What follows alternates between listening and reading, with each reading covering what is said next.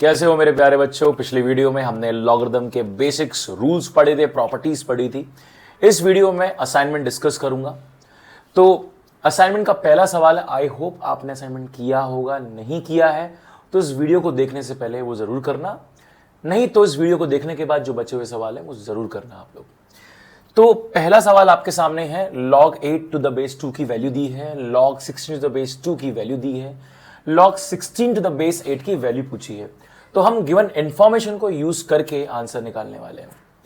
तो जो property use होने वाली है इसके अंदर वो है कि log a to the base b।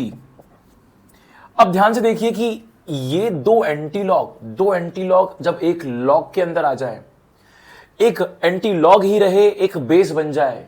ध्यान से समझना, जब दो लॉग्स के एंटी लॉग्स एक लॉग के अंदर आ जाए, एक बन जाए बेस, एक बन जाए एंटी लॉग, तो प्रॉपर्टी गारंटीड है। आप पूछते हो कि आपको कैसे मालूम चलता है कि यही प्रॉपर्टी लगेगी, तो इस थॉट से जो मैंने अभी आपको समझाया इसको दिमाग में याद रखना।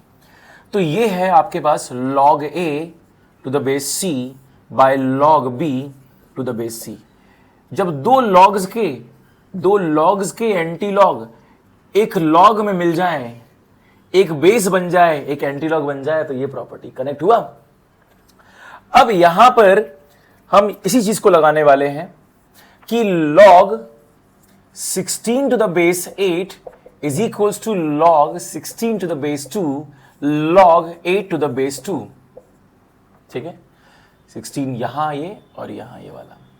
तो आंसर क्या रहेगा दोस्तों, 4/3 will be the answer. Property कैसे लगानी है ये सीखना सवाल से ज्यादा इंपॉर्टेंट ये है। अब लगाते हैं दूसरा सवाल। ठीक, तो अभी दूसरा सवाल क्या है चेक करते हैं। तो आपका दूसरा सवाल है log of x to the base 3 is equals to 4। ठीक, अब इस सवाल के अंदर आप समझिए कि पूछना क्या जा रहा है और हम सीखना क्या है, ये बहुत इंपॉर्टेंट है। कि इस सवाल में ये जानना जरूरी कैसे बेस को ट्रांसफर करें, कैसे लॉग को हटाएं, कैसे लॉग को एक्सपोनेंट में कन्वर्ट करें। तो ये जाएगा नीचे से इधर, तो यहां जैसे देखो लॉग में एंटी लॉग और बेस होना चाहिए।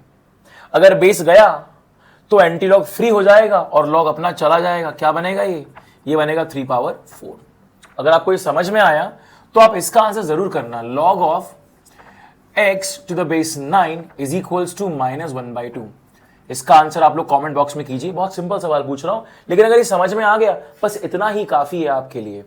ठीक है, अब इसके बाद क्वेश्चन नंबर 3 लगाते हैं हम लोग।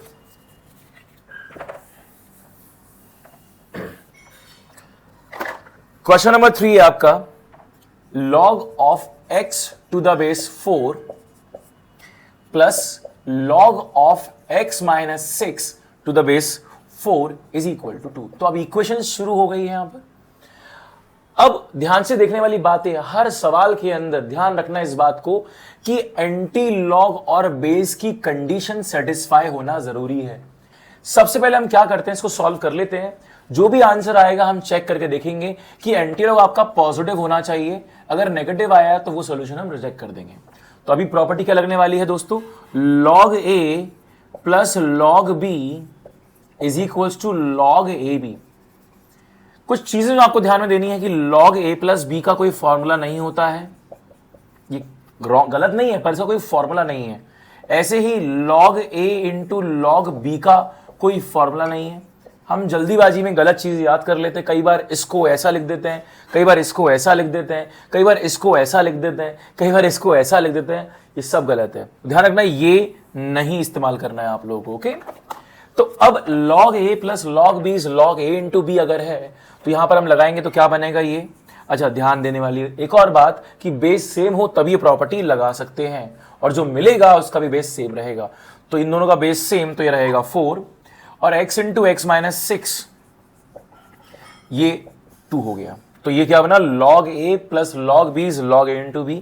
अब अभी पिछले सवाल से सीखा कि ये जाएगा इधर, ये जाएगा इधर, तो दोस्तों क्या बनेगा ये x इंटू एक्स माइनस 6 बराबर 8। ओके, अब इसको अगर आपको सॉल्व करना आता है तो आप इसको सॉल्व कीजिए। ये बन जाता है x square minus 6x minus 8 बराबर 0। क्लियर है बात। अब यहां से दो रूट्स निकल सकते हैं आपके। अब अगर आपको क्वाड्रेटिक का फॉर्मूला निकालना आता है तो मैं रूट्स निकाल देता हूं, नहीं आता है तो कोई बात नहीं। अभी इंपॉर्टेंट ये है कि रूट्स निकालकर, सॉल्यूशन निकालकर यहां चेक कैसे करें, प्रॉपर्टी कैसे लगाएं। तो एक फॉर्मूला होता है minus B plus minus of under root B square minus 4ac by 2a। नहीं आता है कोई बात नहीं, तो बनेगा माइनस एक्स का स्क्वायर 36 और माइनस ऑफ माइनस 4ac ये बन जाएगा आपका 32। तो ये बनता है रफली x is equal to 6 plus minus of, ये अप्रोक्सीमेटली आपका बनता है रूट 68 बाय 2। अब देखिए ध्यान से, रूट 68 रूट 64 से थोड़ा बड़ा है। रूट 64 होता है 8, तो 6 प्लस 8 14 बाई 2 7 होता, लेकिन ये रूट 64 थोड़ा ज्यादा है, यानी कि जरा सा ज्यादा होगा 7 से, 7 पॉइंट समथिंग। यहां 7 पॉइंट समथिंग में कोई दिक्कत नहीं, पॉजिटिव है। 7 point something minus 6 is also positive, कोई दिक्कत नहीं है। मतलब एक सोल्यूशन 6 प्लस रूट 68 बाय 2 में कोई परेशानी नहीं है। दूसरा सोल्यूशन है 6 माइनस रूट 68 बाई 2। इतनी बात समझो, ये 8 पॉइंट समथिंग है। 6 minus 8 point something is minus 2 point something by 2 is minus 1 point something. Minus यहां पर हो नहीं सकता है, minus 1 point something minus 6 is minus 7 point something नहीं हो सकता। हमें बस ये समझना है कि जो भी इक्वेशन सॉल्व करके आप आंसर निकालोगे वो एक बार वेरीफाई करना है और एंटीलॉग पॉजिटिव होना चाहिए। अब आपकी दिक्कत ये हो सकती है कि आपको ये सॉल्व करना ना आता हो, तो कोई घबराने वाली बात नहीं है, एक पूरा सेशन इसी पर डिपेंडेंट होगा। ठीक है, चलिए अगला सवाल लगाते हैं।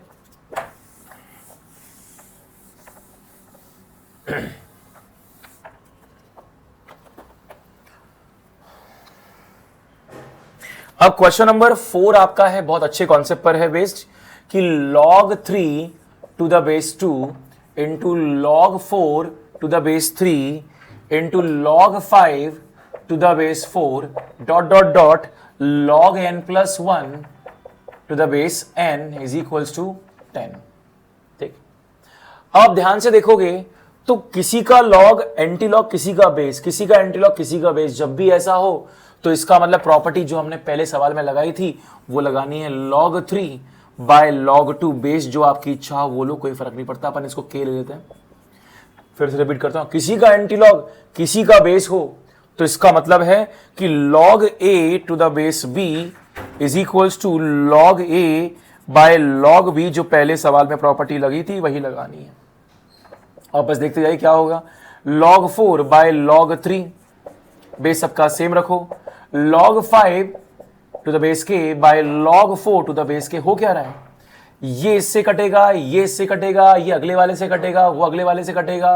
log n plus 1 by log n, आप देख रहे हो ये अपने पिछले वाले से कट रहा है, मतलब ये अपने पिछले वाले से कट चुका होगा।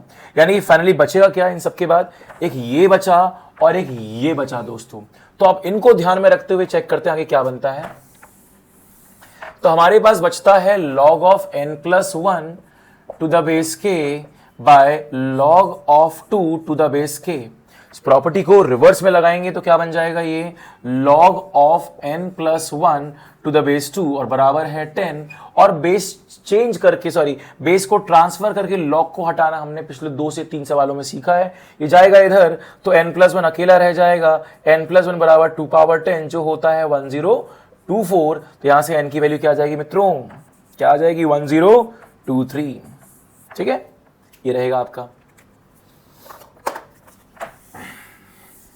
अब आखिर 5वां सवाल इस वीडियो का, और बाकी के बचे हुए 15 सवाल आपको खुद से अटेम्प्ट करने। जो भी आपको डाउट रहेगा कमेंट बॉक्स में आप लिखोगे। आपका 5वां सवाल है कि कैसे एक्सपोनेंट को लॉग में कन्वर्ट करें, ये है। तो इसके लिए भी हमने प्रॉपर्टी पढ़ी थी पिछले वीडियो लेक्चर में, आप देख सकते हो कि प्रॉपर्टी नंबर 9th है शायद, वो आप चेक करिएगा। सॉरी 9th नहीं, 7th प्रॉपर्टी के आसपास हमने बात की है। तो आपको करना क्या, जब भी a बराबर b हो, अगर a बराबर b है तो log a बराबर log b हो जाएगा। ये हमने देखा था। बेस आपकी जो इच्छा हो वो आप रख सकते हो, या सिचुएशन पर जो सबसे अच्छा बैठे वो, या फिर मान लीजिए log a पावर x बराबर b पावर y है तो log a पावर x बराबर b पावर y हो जाएगा। तो क्या रहेगा, log ऑफ, इस प्रॉपर्टी को इस्तेमाल करके 3 पावर x बराबर log 4 पावर 1। बेस क्या लू, बेस लेने को हम कुछ भी ले सकते हैं, बट जो एक्सपोनेंट का बेस हो वही log का बेस रहे तो सबसे बढ़िया। तो मैंने 3 रखा, यहां 3 रखा। अब ये तो हुई पहली प्रॉपर्टी, इसमें जो यूज होने वाली। दूसरी प्रॉपर्टी है कि log of a power n to the base b को आप n log a to the base b।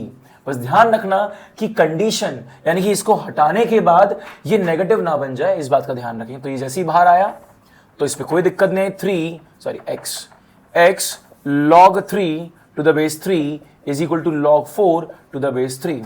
और आपको ये लेक्चर में ये भी सिखाया है log of a to the base a होता है 1, तो उस हिसाब से ये बन जाएगा 1, और x इंटू 1 इज x, और x की वैल्यू बन जाती है log of 4 to the base 3। तो हर बार जरूरी नहीं कि आपका answer numerical form, integer form में ही आए, लॉग की फॉर्म में भी आपका आंसर आ सकता है दोस्तों। तो ये हुए 5 सवाल बेसिक प्रॉपर्टीज के ऊपर, और अगले 15 सवाल आप खुद से सॉल्व करोगे। जिस सवाल में आपको डाउट होगा इस वीडियो के एंड में, इससे पिछले वीडियो के एंड में आप कमेंट बॉक्स में लिखिए।